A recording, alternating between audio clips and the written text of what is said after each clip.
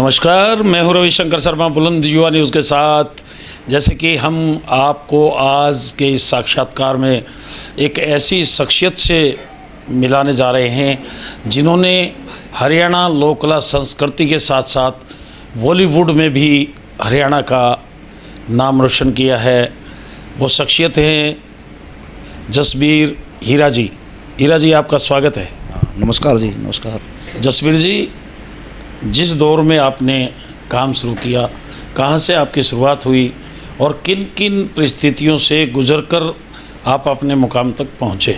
Sir, मैं जब मुझे लगा कि बचपन में कि मैं ना एक्टिंग करता था, दूसरों की नकल करता था। स्कूल में मैं ना जो हमारे अध्यापक थे, कई अध्यापक थे, उनकी मैं नकल करता था हूबहू। एक बार क्लास में हमारे श्री रणवीर कौशल जी, हमारे अंग्रेजी के अध्यापक थे, उनको पता लग गया कि जसबीर ऐसे मिमिक्री करता है। तो उसने क्लास में उन्होंने कहा कि अब अपने अध्यापकों की नकल करके दिखाओ। तो मैंने कहा कि चलो ठीक है जी, तो मैं करता हूँ। तो मैंने कई अध्यापकों की नकल की, तो उन्होंने वहाँ पर बड़े खुश हुए। सारे जितने बच्चे तालियां बजाने लग गए और उन्होंने कहा कि जसबीर तो हीरा है। और उसके बाद हमारी स्कूल की छुट्टी हुई। बाद में सारे बच्चे मेरे को हीरा हीरा कहने लगे। तब से मेरा नाम हीरा हो गया, जसबीर से जसबीर हीरा हो गया। और उसके बाद कॉलेज गए। कॉलेज जाने के बाद वहाँ पर टैलेंट शो होते थे, उसमें भाग लिया। जो यूथ फेस्टिवल होते थे उनमें बढ़ चढ़ कर भाग लिया। और काफ़ी हम यूथ फेस्टिवल में काफ़ी इनाम लेके आते थे। संस्कृत ड्रामा करते थे और हिंदी प्ले करते थे। और भी कई विधाएँ होती हैं उनमें, ग्रुप सॉन्ग वगैरह, हरियाणवी स्किट, सभी ये करते थे। और इस प्रकार से करते करते एक्सपीरियंस भी हुआ सर। यानी कि कॉलेज लेवल पे, स्कूल लेवल पे आपको एक पहचान मिली हीरे के रूप में। और आप वैसे हीरा तो हैं ही, क्योंकि एक अच्छे स्टार के लिए हीरा शब्द बहुत अच्छा होता है। तो संघर्ष का दौर कैसे शुरू हुआ, बॉलीवुड में कैसे गए? तो पहले सर हम है ना ये उस टाइम में छोटे पहले तो ऑडियो कैसेट आती थी, तो हमने कुछ कंपनी में ऑडियो कैसेट निकाली कॉमेडी की। फिर हमें शॉर्ट मूवी हमने शुरू की सोनोटेक में। तो हमारी पहली जो थी वो गंजे चले बम्बई थी, जो मतलब अच्छी चली, अच्छी बिकी। और सीडी बिकती थी बाज़ार में। उससे हमें कुछ अपने फेस की कुछ वैल्यू बढ़ी, कुछ लोगों को अच्छा लगा, कॉमेडी अच्छी लगी, तो हमें भी अच्छा लगा। तो उसके बाद हमने ज़्यादा से ज़्यादा प्रयास करने शुरू किए और काफ़ी शॉर्ट फिल्में काफ़ी बनाई हमने यहाँ पे कई कंपनियों में। और वर्तमान में किस तरह की ऑफर बॉलीवुड से?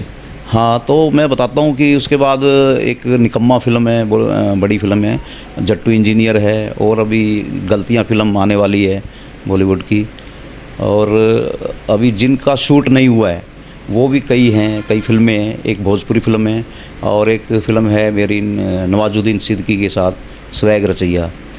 और अभी एक फिल्म और है महात्मा ज्योतिबा फुले पे, जो उधर महाराष्ट्र के प्रोड्यूसर हैं और जिसको सारा काम उसका हम ही देखेंगे। और भी कई सीरियल में बात चल रही है, तो लॉकडाउन की वजह से ऐसा हो रहा है, अभी स्टार्ट नहीं हुआ। हीरा जी, एक नज़र डालते हैं जी वर्तमान में हरियाणा की लोक कला संस्कृति किस तरफ मूव कर रही है, यानी जा रही है। तो शंकर जी, ऐसा है जैसे कि हरियाणा में है आजकल अच्छा काम हो रहा है पहले से। जैसे कि आजकल सॉन्ग बनने जा रहे हैं, सॉन्ग बनते हैं, कई सॉन्ग ऐसे भी बने हैं जो हमारे हरियाणा ही नहीं पूरे देश में वो छाए हैं। बहुत अच्छे सॉन्ग पूरे बॉलीवुड में भी छाए हैं। और जो कुछ शॉर्ट मूवीज़ वगैरह बन रही है या फिल्में बन रही हैं, तो वो भी अच्छी बन रही है। तो जो आर्टिस्ट हैं, कलाकार हैं, वो प्रयास कर रहे हैं। उनको जबकि सरकार का इतना सहयोग नहीं मिल रहा है, लेकिन अभी उम्मीद बनी है कि सरकार कलाकारों के लिए कुछ करेगी। वो आपको पता ही है सर। वर्तमान में हीरा जी बात की है, हरियाणा की लोक कला संस्कृति, बहुत गाने वेस्टर्न शैली में उभर के आ रहे हैं, कलाकारों को एक स्पॉट भी मिल रहा है। लेकिन कहीं ना कहीं उन गीतों के पीछे पैरोडी जो है वो पंजाब की है, पंजाबी गीतों की है। जबकि चाहिए कि हरियाणवी जो लोग धुने हैं उनका भी तो समावेश होना चाहिए, कलाकारों को उनकी तरफ नहीं जाना चाहिए क्या? देखिएगा, यहाँ पर जो हमारे संगीतकार हैं उनको ही इसके लिए प्रयास करना पड़ेगा कि वो दूसरों की नकल ना करें, अपना ही संगीत तैयार करें। और हमारी हरियाणवी संस्कृति तो बहुत अच्छी है, हमारे जो वाद्य यंत्र हैं बहुत बढ़िया हैं, तो उनसे संगीत के क्षेत्र में जो संगीत से जुड़े हुए लोग हैं वो उसमें नई नई धुनें बना सकते हैं, अगर वो सारे के सारे मेहनत करें तो। और करनी भी चाहिए सभी कलाकारों को, दूसरों की नकल नहीं करनी चाहिए, क्योंकि नकल ज़्यादा चलती भी नहीं है। संगीतकारों की बात करें, संगीतकार जितने लोक वाद्य यंत्र बजाते थे, आज अगर उनकी बात करें, उनके जो वाद्य यंत्र है उनको धूल जम गई है, सब कुछ कंप्यूटर में हो गया, मॉडर्नाइजेशन हो गया है। तो ऐसे में क्या मानते हैं, क्या ये दुर्भाग्य की बात नहीं है हरियाणा के लिए? हाँ, बिल्कुल दुर्भाग्य की बात है, क्योंकि जो हमारे वाद्य यंत्र थे जो पुराने, वो बजाने वाले ही नहीं रहे, आगे उनको सीखा नहीं। और जो ये आजकल आ गए हैं उसके अंदर की ये एक चीज़ से ही बजाते हैं, अपने कैसियो से ही सारा संगीत बजा लेते हैं, सभी की सभी जो धुन हैं, सभी इंस्ट्रूमेंट एक में ही बजते हैं। तो काम तो हो रहा है ये, लेकिन अगर हम वाद्य यंत्र ही बजाएं वो ज़्यादा बेहतर है। जैसे कुछ लोग हैं बचे हुए हैं, वो बजाते हैं तो अच्छा लगता है। तो आप सिनेमा से हैं, बॉलीवुड में भी आपने कई फिल्में की हैं, अगर हरियाणवी फिल्मों की अगर बात करें, शीर्षक गई हैं, चंद्रावल के दौर की बात करें, 465 फिल्में निर्माणाधीन थी, जिनमें से मात्र 65 फिल्में ही रिलीज़ हो पाई। तो इसके पीछे क्या कारण मानते हो? इसके पीछे सबसे ज़्यादा बड़ा कारण तो मैं ये मानता हूँ कि हमें एक तो यहाँ पे सरकारी सपोर्ट तो है ही नहीं, और कुछ हमारे पास यहाँ पर कमी है प्रोड्यूसर की, कि वहाँ पैसा लगाने वाले नहीं मिलते। जो आर्टिस्ट हैं उनके अंदर कला है, कलाकारी है, वो कला कहाँ दिखाएं हरियाणा के जो आर्टिस्ट हैं, क्योंकि कोई बड़ी फिल्म बनाने का इतना बड़ा जोखिम नहीं ले पाता। और जोखिम भी है क्योंकि सरकार को ये चाहिए कि जो हरियाणवी फिल्में बने उनका टैक्स माफ़ हो, या उनका ऐसी कंडीशन होनी चाहिए कि हर सिनेमा हॉल में हरियाणवी फिल्म बनती है तो उसको एक हफ्ते के लिए चलानी ही चलानी है, ऐसा प्रावधान होना चाहिए, कंडीशन होनी चाहिए। जिस प्रकार से साउथ में है, वहाँ पर साउथ की फिल्म चलाना ज़रूरी है, बाद में दूसरी फिल्में। हाँ जी। तो जैसे कि आपका कहना है कि टैक्स फ्री होना चाहिए, सरकार को सपोर्ट करना चाहिए, प्रोड्यूसर्स को, डायरेक्टर को, हरियाणा के लोक कलाकारों को, ताकि मतलब हरियाणवी फिल्मों का वही उत्सव बने जैसा कि बॉलीवुड में होता है। तो बॉलीवुड के ज़माने की अगर बात करें, आज अगर पीछे 2 दशक पहले की बात है, 2 दशक में कोई भी बॉलीवुड में हरियाणा की पहचान नहीं थी, और आज अगर बॉलीवुड में बात करें तो हरियाणवी भाषा का डंका बजता है। क्या कहना चाहेंगे? तो सर ये है कि जैसे कि कई फिल्में हैं, बड़ी बड़ी बजट की फिल्म हैं, तो उनमें हरियाणवी बोली जाती है, या जितने भी काफ़ी सीरियल्स हैं, जितने भी सीरियल्स आए हुए हैं जो टॉप चले हुए, उसमें हरियाणवी भाषा का, हरियाणवी बोली का यूज़ किया जाता है। जबकि हरियाणा पीछे है, हरियाणा के जो हमारी जो रीजनल फिल्में हैं वो नहीं बन रही, लेकिन वहाँ के लोग, बॉलीवुड के लोग वो बना रहे हैं और अच्छा चल रहा है, और लोग उसको देखते हैं पूरे देश के अंदर। जैसे कि पिछली फिल्मों को ही देखो आप, तो वो भी बहुत ज़्यादा उन्होंने कमाई की है, और जबकि हमारी हरियाणवी जो कलाकार है वो पीछे रह जाते हैं, ये बात है। तो उसके पीछे कारण क्या है?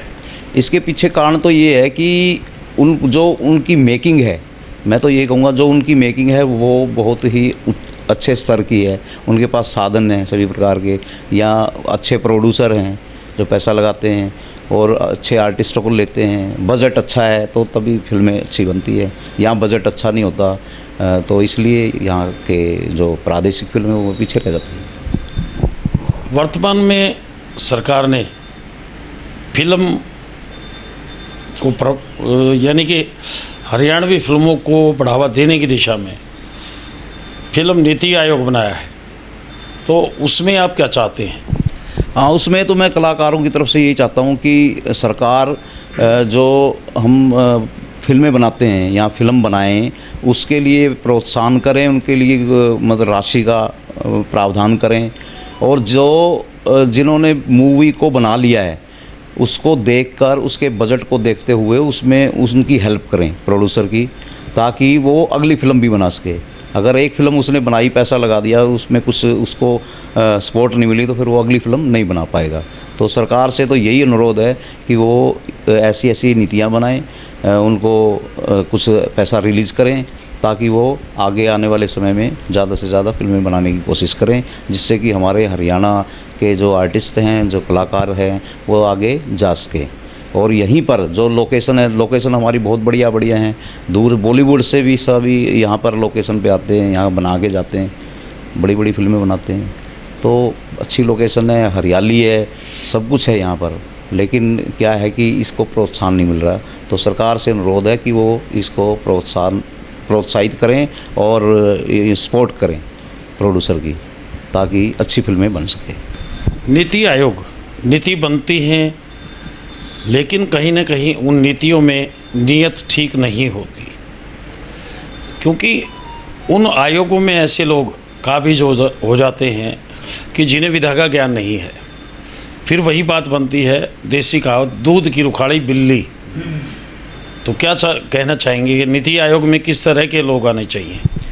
इस नीति आयोग में ऐसे लोग आने चाहिए जिनको कला से, जो कला प्रेमी हो, जो कलाकार हों, और वो कलाकार यहीं के हों, हरियाणा से ही बिलोंग करते हों, हरियाणा के हों, और जिनके पास समय भी हो।